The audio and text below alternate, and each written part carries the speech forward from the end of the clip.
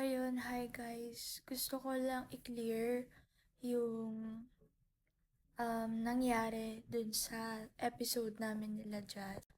Kasi madaming nagtatanong if nanghingi daw ba ng permission si Jazz kaya ako pumayag or what.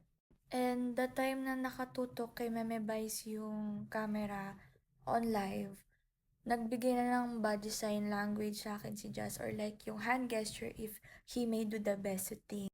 Which is para sa akin naman is friendly lang siya and hindi siya yung hindi porket guwapo, ganito ganyan, pumayag na makipagbeso, which is nagbigay naman siya ng hand gesture na kung pwede, ganito.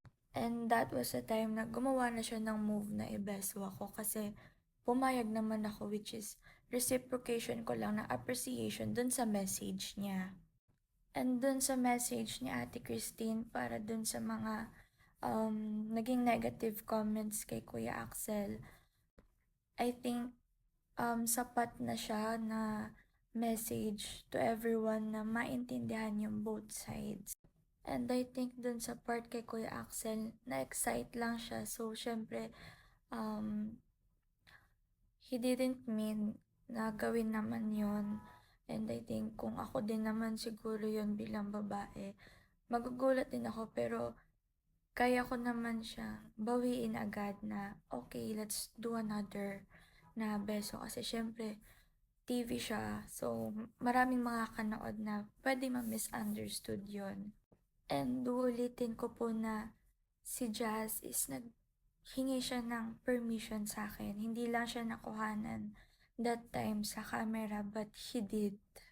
And yun lang siguro yung naging lapses that time sa live kasi yung kila Ate Christine nakuhanan lahat. And then yung sa amin is yung part lang na bumeso na si Jazz.